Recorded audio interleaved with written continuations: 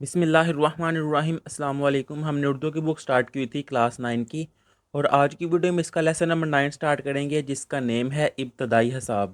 اس کے پہلے جو 8 لیسن ہیں ان کی ویڈیوز کا لنک آپ کو اسی ویڈیو کے نیچے ڈسکرپشن میں مل جائے گا۔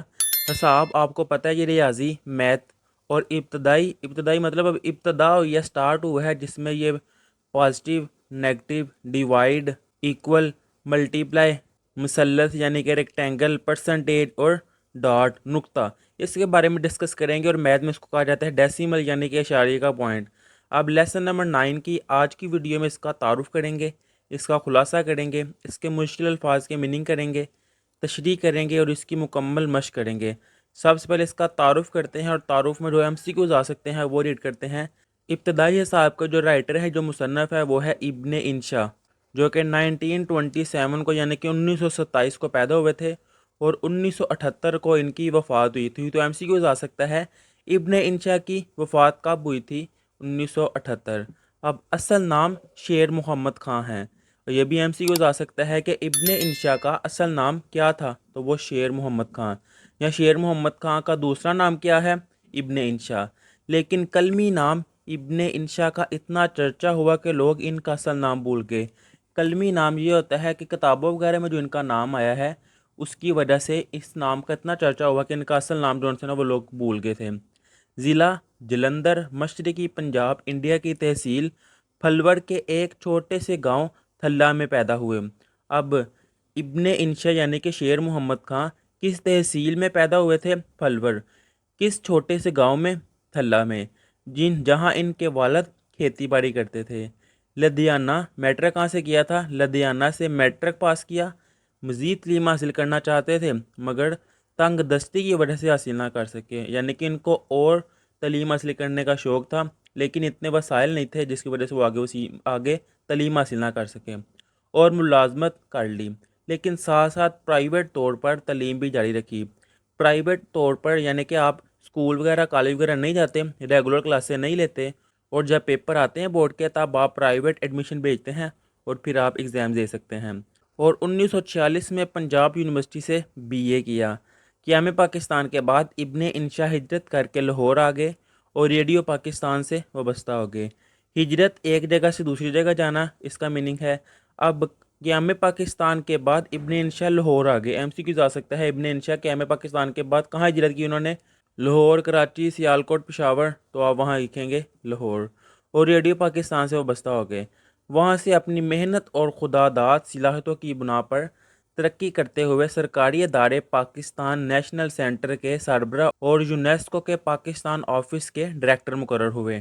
اب یہ یونیسکو یعنی کہ UNESCO، اس کا کمپلیٹ نیم ہے United Nations Educational, Scientific and Cultural organization.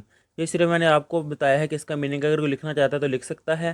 اب اس سے نیکسٹ ہے، یونیسکو سے وابستگی کی وجہ سے ان کو مشرقی و مغرب کے مختلف ممالک کے سفر کرنے کے کچھ مواقع میسر ہوئے، کہ جب یہ ڈائریکٹر مقرر ہوئے تھے تو انہوں نے کافی زیادہ ممالک کے سفر کیے، جس کے نتیجے میں اردو میں شگفتہ سفر ناموں کا خوشگوار اضافہ ہوا۔ ان کے سفر ناموں میں آوارہ گرد کی ڈائری، دنیا گول ہے، ابن بطوطہ کے تعاقب میں، چلتے ہو تو چین کو چلیے، اور نگری نگری پھرا مسافر شامل ہے۔ یہ ان کے سفر نامے ہے۔ آپ ان کے نام یاد رکھیے گا کہ MCQs میں وہ پوچھ سکتے ہیں۔ اس سے نیکسٹ ہے اردو کی آخری کتاب، جو اردو کی پہلی کتاب کی پیرویوں کا مجموعہ ہے، میں ہمیں طنز و مزاح کے اعلیٰ نمونے دیکھنے کو ملتے ہیں۔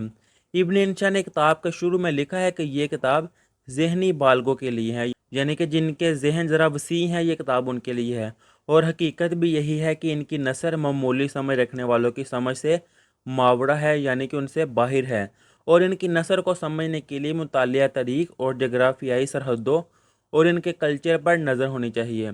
شامل کتاب سبق ابتدائی حساب ان کی اسی کتاب سے مستعار ہے۔ یہ تھا اس کا تعارف۔ اب اس سے نیکسٹ سبق کا خلاصہ کرتے ہیں۔ تو اس کے خلاصے میں سب سے پہلے آپ نے لکھنا ہوتا ہے سبق کا عنوان، جو کہ ہے ابتدائی حساب، اور مصنف کا نام وہ ہے ابن انشا۔ یہ غلط لکھا گیا ہے، یہاں پہ آئے گا یہ ابن انشا۔ اب اس سے نیکسٹ سبق میں مصنف ابن انشا نے حساب کے 4 بنیادی قاعدوں کو طنزیہ انداز میں بیان کیا ہے۔ حساب کے 4 بنیادی قاعدے یعنی کہ پلس، مائنس، मल्टीप्लाई और डिवाइड। सबसे पहले मुसन्निफ जमा यानी कि प्लस को ज़ेर बहस लाते हुए लिखते हैं कि जमा करना मुश्किल है, ख़ास तौर पर महंगाई के दौर में। अब ये लाइनें जो सी ना ये चीज़ें समझने वाली हैं कि जब महंगाई बड़ी होगी, चीज़ें महंगी होगी, जब चीज़ें महंगी होंगी तो आप जमा नहीं कोई पैसे कर सकेंगे, फिर आपके पैसे खर्च होंगे, क्योंकि सब कुछ खर्च हो जाता है। जमा का कायदा मुख्तलिफ लोगों के लिए मुख्तलिफ है, यानी कि जमा करने का कानून हर किसी के लिए अलग-अलग है। आम लोगों के लिए 1+1, वैसे तो ये देखें 1 + 1 किसके इक्वल होता है 2 के, लेकिन वो कह रहा है ये इक्वल है 1 और 1/2। वो कैसे कि एक 1 और दूसरा आधा 1/2 हाफ होता है। वो कह रहा है बाकी हाफ कहाँ गया है आगे, क्योंकि 1/2 यानी कि 1/2 आधा जो सा है वो इनकम टैक्स वाले ले जाते हैं कि 1/2 और 1/2 ये टोटल हो तो एक होता है। वो कह रहा है ये एक आपके पास रह जाता है, जो दूसरा होता है ये तो इनकम टैक्स वाले ले जाते हैं। रिश्वत के कायदे से जमा में इजाफा होता है कि अगर आप रिश्वत करेंगे तो फिर आप जमा कर सकते हैं पैसे।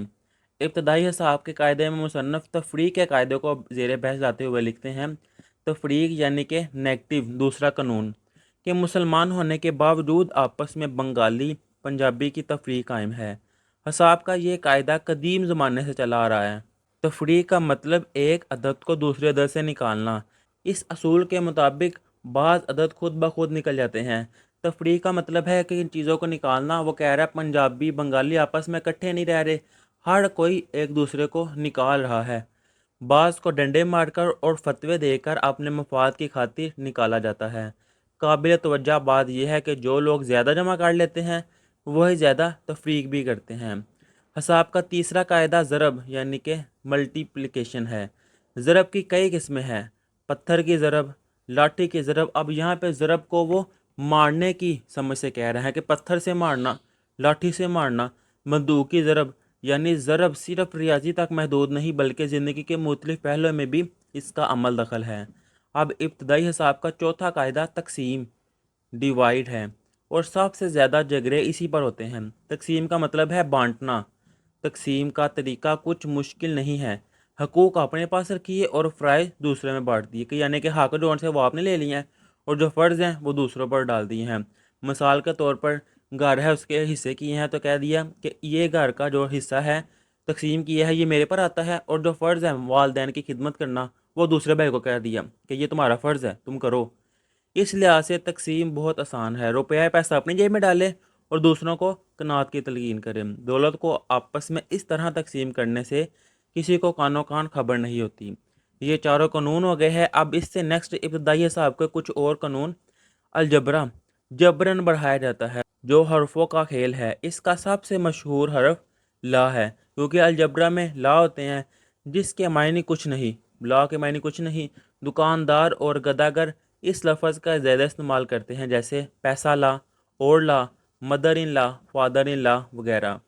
अब इससे नेक्स्ट ज्योमेट्री के बारे में, क्योंकि मैथ में रियाजी में ज्योमेट्री भी है। ज्योमेट्री लकीरों का खेल है और उलमाए ज्योमेट्री लकीर के फ़कीर होते हैं। उलमाए ज्योमेट्री यानी कि जिनको ज्योमेट्री आती है, क्योंकि वो आज तक ज़ाविया कायमा और मुसल्लस के अंदरूनी ज़ावियों का दर्जा नहीं बढ़ा सके। अब ज़ाविया कायमा क्या होता है, 90 डिग्री के ज़ाविये को कायमा ज़ाविया कहते हैं, यानी कि इंग्लिश में राइट एंगल। और मुसल्लस इंग्लिश में ट्राइंगल। इस तरह की कोई भी शेप हो सकती है, ये सारी ट्राइंगल्स हैं, ये भी ट्राइंगल है, ये भी, जिसके 3 कोने होते हैं वो मुसल्लस होती है। वो कह रहा है आज तक मुसल्लस के अंदर वाले ज़ाविये तो बदल नहीं सके, लकीर के फ़कीर हैं। इसी तरह मुस्ततील यानी कि रेक्टेंगल, ये इस शेप की होती है भी। अब तक चौरस और इसकी अजला की तादाद 4 ही है, कि कह रहा है ये भी चौरस है और इसके कोने भी बस 4 हैं, अजला कोने होते हैं। मगरबी पाकिस्तान के ज़िलों की तरह मुस्ततील के ज़िलों में भी तब्दीली करनी चाहिए। कह रहे जिस तरह ज़िलों में तब्दीली की जाती है पाकिस्तान को, कह रहे इस तरह मुस्ततील के जौन से ज़िले हैं कोने, इनको भी तब्दील करना चाहिए। मजाक में ये बात की जा रही है। ज्योमेट्री की बुनियादी चीज़ों में ख़त शामिल है। ख़त यानी कि लाइन शामिल है। सीधे आदमी की तरह ख़त मुस्तकीम भी नुकसान उठाता है। सीधा आदमी वो भी सीधा होता है और ख़त मुस्तकीम वो भी सीधी लाइन होती है। ख़त मुनहनी खीर की तरह टेढ़ा होता है। ख़त मुनहनी होता है कि कर्व लाइन, इस तरह की लाइन को जो सीधी ना हो टेढ़ी हो उसको ख़त मुनहनी कहा जाता है। जबकि ख़त तकदीर को फरिश्ते पक्की स्याही से खींचते हैं, इसलिए मिटाना मुश्किल होता है।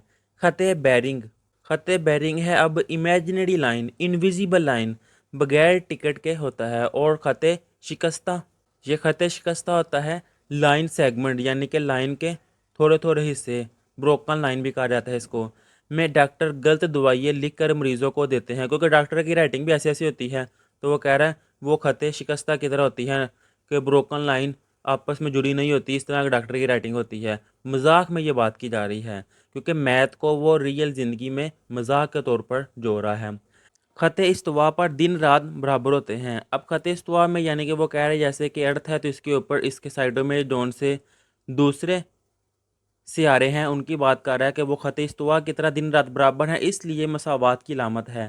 مساوات ہوتی ہے اب ایکول، جیومیٹری کی کتابوں میں ہے کہ نقطہ جگہ نہیں گھیرتا، کہ جو ڈاٹ آپ ڈالتے ہیں جیومیٹری میں وہ کہتے ہیں کہ یہ کوئی جگہ نہیں گھیرتا، لیکن 6 لفظوں سے تو پورا پاکستان گھیر سکتے ہیں۔ یہاں وہ کہہ رہا ہے کہ میتھ کہتا ہے جیومیٹری میں کہ یہ نقطہ جون سا ہے وہ کوئی جگہ نہیں گھیرتا، لیکن 6 نقطے ہیں جنہوں نے پورے پاکستان کو گھیرا ہوا ہے، یہ دیکھیں 3، 4، 5 اور 6 نقطوں سے پورے پاکستان کو گھیرا ہوا ہے۔ جیومیٹری میں ہر دائرہ گول ہوتا ہے، جیومیٹری میں یہ 2 سرکل ہے، دائرہ یہ گول ہوتا ہے، اور اس کے قطر کی لمبائی نصف قطر سے دگنی ہوتی ہے۔ اب قطر پتہ کیا ہوتا ہے؟ قطر ہوتا ہے ڈائیمیٹر، میں آپ کو سمجھاتا ہوں۔ یہ ہے اگر سرکل تو ڈائیمیٹر ہوتا ہے ایسی لائن جو اس کے سینٹر سے گزرے، اس کو کہا جاتا ہے ڈائیمیٹر، اور اردو میڈیم کے لیے کہا جاتا ہے قطر۔ اب وہ کہہ رہے ہیں اس کے قطر کی لمبائی نصف قطر سے دگنی ہوتی ہے۔ نصف قطر ہوتا ہے آدھا قطر، یعنی کہ جس کو کہا جاتا ہے ریڈیس، ایک یہ اور ایک یہ، 2 دفعہ ریڈیس وہ ڈائیمیٹر کی ایکول ہوتا ہے۔ اب اس میں وہ کہہ رہا ہے کہ نصف قطر آدھا قطر وہ 2 دفعہ ہو، ایک اور ایک 2 دفعہ ہو، پھر وہ پورے قطر کی ایکول ہوتا ہے۔ ایک اسلام کا دائرہ ہے جس سے آج کل لوگوں کو صرف خارج کیا جاتا ہے۔ اب وہ کہہ رہا ہے ایک تو جیومیٹری کا دائرہ ہے، ایک اسلام کا دائرہ ہے جہاں سے لوگوں کو صرف نکالا جا رہا ہے۔ مثلث کے 3 کونے ہوتے ہیں، یہ ہے مثلث، اس کے 1، 2 اور 3 کونے ہیں۔ 4 کونوں والی ہم نے نہیں دیکھی۔ اب 4 کونوں والی مثلث ہوتی نہیں، لیکن وہ مذاق میں کہہ رہا ہے کہ میں نے کبھی 4 کونوں والی مثلث دیکھی نہیں ہے۔ یہ تھا اس سبق کا خلاصہ۔ اب اس سے نیکسٹ ہے اس کے مشکل الفاظ کے میننگ۔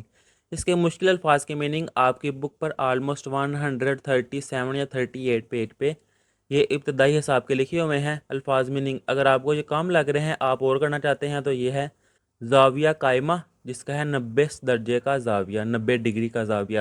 خط مستقیم، سیدھی لکیر، دائرہ، گول شکل، ضرب، برہانہ، فتوے، شرعی حکم، لا، نفی کرنے والا لفظ، متوازی خطوط، آمنے سامنے خطوط، خط تقدیر، قسمت کی لکیر، نقطہ، چھوٹا مقام، تفریق، کم کرنا، رشوت، غیر قانونی فائدہ دینا، الجبرا، ریاضی کی شاخ، مستطیل، 4 ضلعوں والی شکل، منحنی، خمدار لکیر، مثلث، 3 کونوں والی شکل، جمع، اکٹھا کرنا، برہانہ، تقسیم، بانٹنا، تعزیرات، سزا کے قوانین۔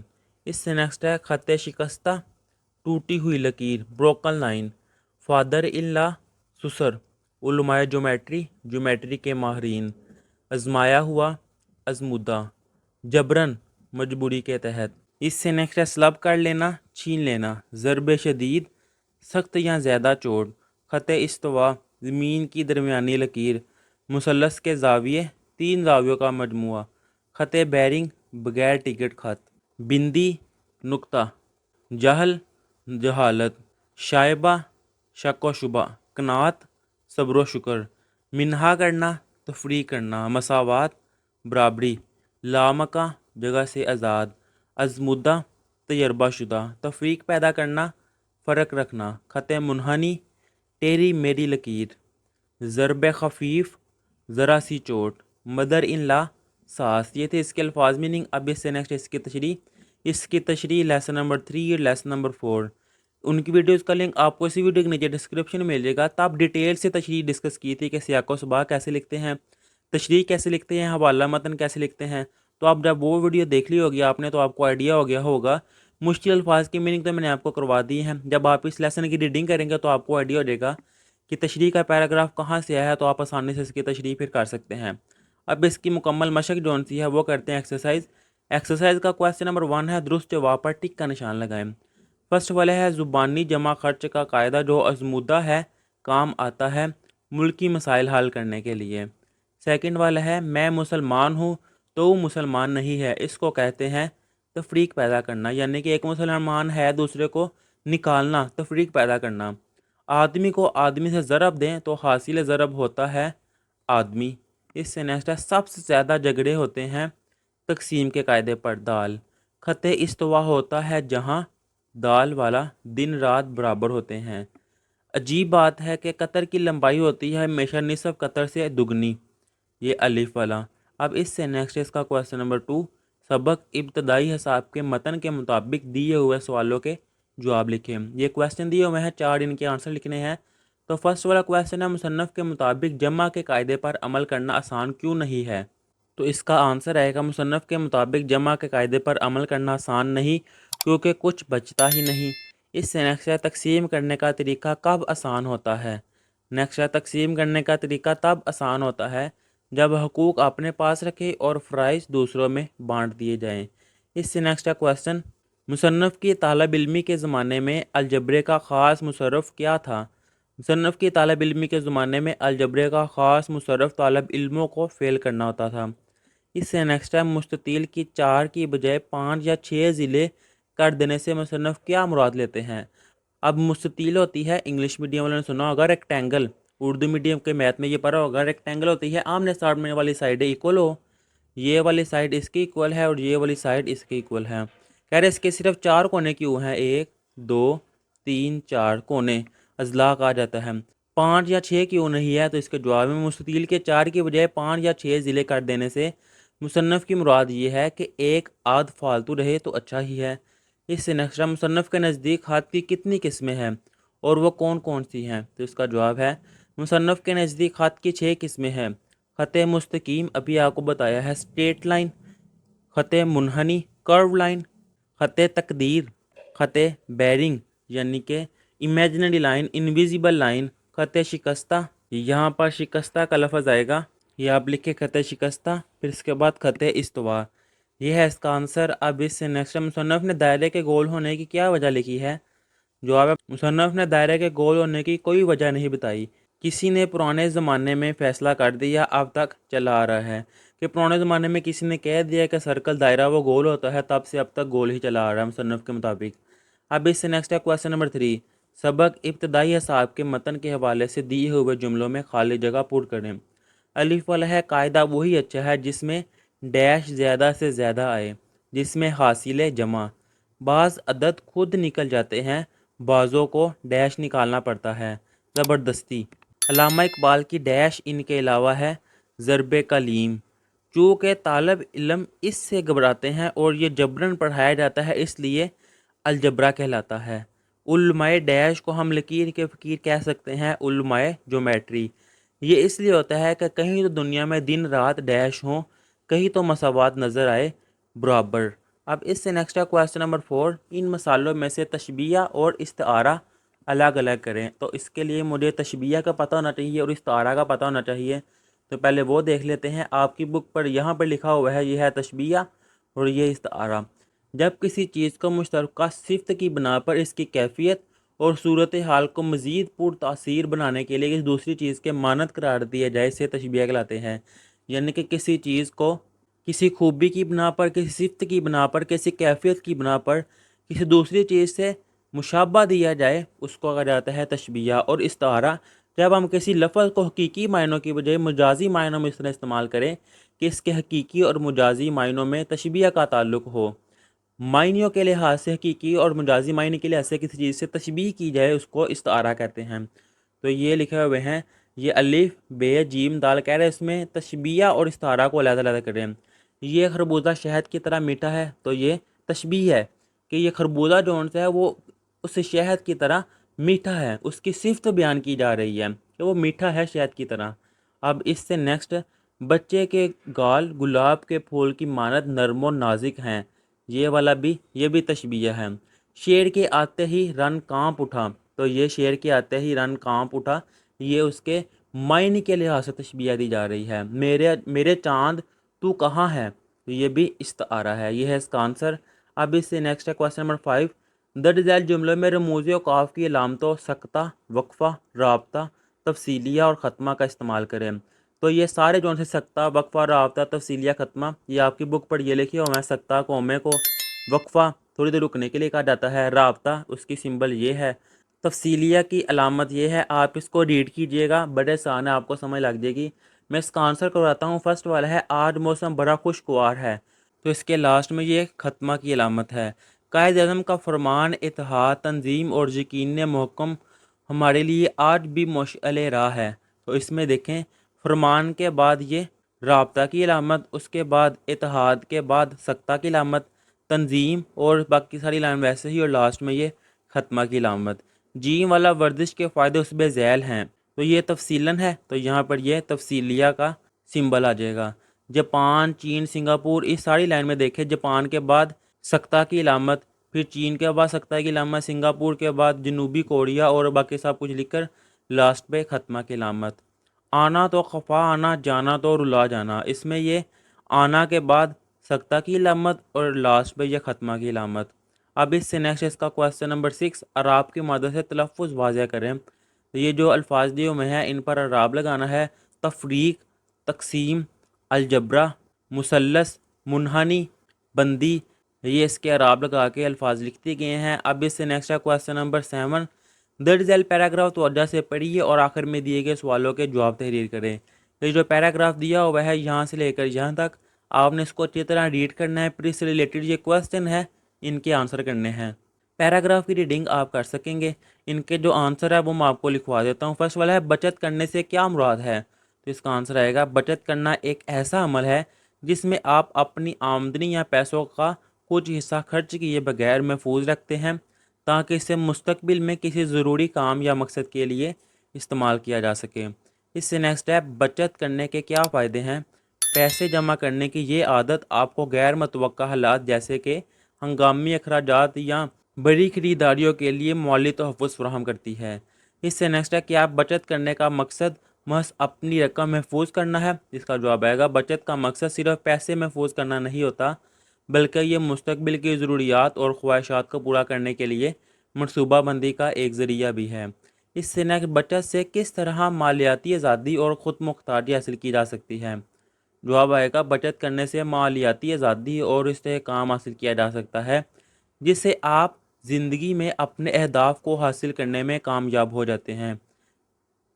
اس سے نیکسٹ ہے اس عبارت کا موضوع عنوان تجویز کریں، تو اس کا جواب آئے گا بچت کی اہمیت۔ یہ ہے اس کا آنسر، اور یہاں پر یہ لیسن کمپلیٹ کر لیا ہوا ہے۔ اب نیکسٹ لیکچر میں اس کا لیسن نمبر 10 لڑی میں پروئے ہوئے وہ والا لیسن کمپلیٹ کریں گے۔ تب تک کے لیے اللہ حافظ۔